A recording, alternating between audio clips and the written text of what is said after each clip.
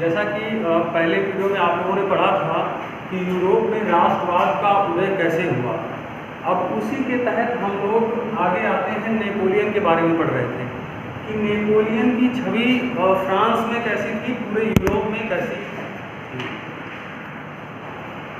अब नेपोलियन का जो समय काल है, आप देखेंगे कि 1769 के आसपास उसका जन्म होता है और 1815 में उसको कई देशों के समूह मिलकर के परास्त कर देते हैं। लेकिन हम शुरुआती दौर में पढ़ेंगे कि नेपोलियन जब 1804 में एक अपने नाम की संहिता लेके आता है, नेपोलियन संहिता के नाम से जिसको जानते हैं, जिसमें कई ऐसे कानून थे जिनको पढ़ने के बाद, जिनको देखने के बाद पूरे फ्रांस की जनता उसको मसीहा मानने लगी थी अपना।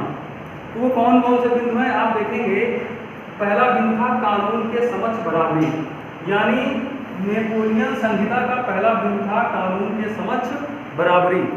नेपोलियन का कहना था कि कानून की नज़र में सभी बराबर हैं, देश में रहने वाला कोई भी व्यक्ति छोटा बड़ा नहीं होगा।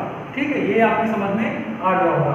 दूसरा बिंदु था संपत्ति का अधिकार, यानी अभी तक जो पूरे फ्रांस में निरंकुशता का माहौल चल रहा था, उसको समाप्त करने के बाद नेपोलियन भले ही एक निरंकुश शासन बन गया था, निरंकुश शासक बन गया था, फिर भी उसने अनेक ऐसे अधिकार दिए जो जनता के हित के थे। संपत्ति का अधिकार दे दिया, यानी उसकी अब जमीन को, किसानों की जमीन को कोई छीन नहीं सकता था। जिस व्यक्ति की जो जमीन थी वो अपनी जमीन में खेती कर सकता था, उसकी जमीन पर कोई भी कब्जा जबरदस्ती नहीं कर सकता था। ठीक है, ये आपकी समझ में आ गया। तीसरा नंबर था सामंती व्यवस्था का अंत। पूर्ववत शासनकाल में फ्रांस में ही नहीं, पूरे यूरोप में सामंती व्यवस्था चल रही थी, जिसमें क्या होता था कि सामंत किसानों से जबरन अनेक ऐसे कर वसूलते थे जिससे कि किसान कभी उन कर्जों से उबर नहीं पाता था और उसी में वो परेशान रहता था। तो नेपोलियन के आने के पश्चात सामंती व्यवस्था का पूरी तरह से अंत कर दिया गया। चौथा इसमें बिंदु है किसानों को जागीरदारी शुल्क से मुक्ति, यानी जो अनेक शुल्क पड़ रहे थे, कई तरह के शुल्क थे जागीरदारी के, तो उन शुल्कों को भी पूरी तरह से समाप्त कर दिया गया। कहने का मतलब है नेपोलियन ने अनेक ऐसे कानून बना दिए जिनको देखने के बाद, जिनको लागू करने के बाद पूरा फ्रांस ही नहीं, पूरा यूरोप उसको यूरोप का मसीहा मानने लगा था। पूरी जनता उसको यूरोप का मसीहा मानने लगी थी, क्योंकि ये कानून मात्र और मात्र फ्रांस में ही नहीं थे।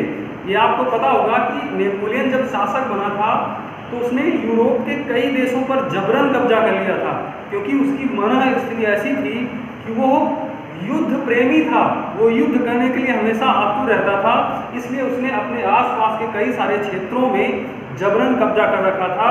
और जब ये नेपोलियन संहिता लागू हुई तो उसके द्वारा कब्जा हुए क्षेत्रों पर भी नेपोलियन संहिता 1804 पूरी तरह से लागू हुई, इसलिए वो विश्व में पूरी तरह से चर्चित हो गया था। अब लेकिन कुछ समय तक तो नेपोलियन की चर्चा बहुत अच्छी थी, लोग उसको मसीहा मानते थे, लेकिन समय के साथ साथ कुछ ऐसे बिंदु, कुछ ऐसी कमियां नेपोलियन में नजर आई जिसकी वजह से इसके शासन का पतन शुरू हो गया, यानी इसकी छवि धूमिल होना शुरू हो गई। वो बिंदु समझना है। इधर आपने देखा होगा, देख रखा है आपने नेपोलियन का विरोध, यानी जनता नेपोलियन का विरोध क्यों करने लगी अचानक। जो किसी व्यक्ति को एक मसीहा मानते थे उसका विरोध क्यों करने लगी।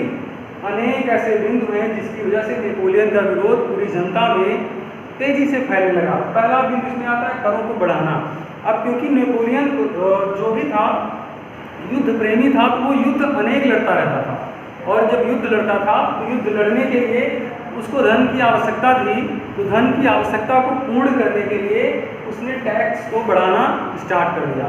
ठीक है, टैक्स बढ़ाना शुरू कर दिया। अब जब टैक्स बढ़ाए जाएंगे तो जाहिर सी बात है जनता त्रस्त होगी, क्योंकि अनेक सुविधाओं से जनता को खुशी तो मिली थी, लेकिन फिर भी करों के बढ़ने से जो गरीब परिवार थे या मिडिल फैमिली के लोग थे वो त्रस्त हो गए, किसान जो है त्रस्त हो गए। तो धीरे धीरे नेपोलियन का विरोध यहाँ से शुरू हो जाता है। दूसरा पॉइंट हम देखेंगे, जबरदस्ती सैनिक भर्ती। ये बिंदु कुछ ज़्यादा ही महत्वपूर्ण था, क्योंकि नेपोलियन अपनी सेना का विस्तार करना चाहता था, अपने साम्राज्य का विस्तार करना चाहता था। इसके लिए सेना भी बड़ी होनी चाहिए। तो जाहिर सी बात है, उसने अपनी सेना में अनेक सैनिकों की जबरन भर्ती शुरू कर दी। कोई घर पे पड़ा है, कोई खेत में बैठा है, कोई कहाँ भी है, किस हालत में है, उससे कोई फर्क नहीं था। उसके व्यक्ति जाते थे, नेपोलियन के व्यक्ति जाते थे और जबरन उन लोगों को उठा करके सेना में भर्ती कर दिया जाता था। यह भी एक छवि धूमिल करने का काम कर रहा था। तीसरा नंबर आप पढ़ेंगे युद्ध प्रेमी, यानी वो युद्ध प्रेमी था जिसकी वजह से आसपास में उसका माहौल सही नहीं चल रहा।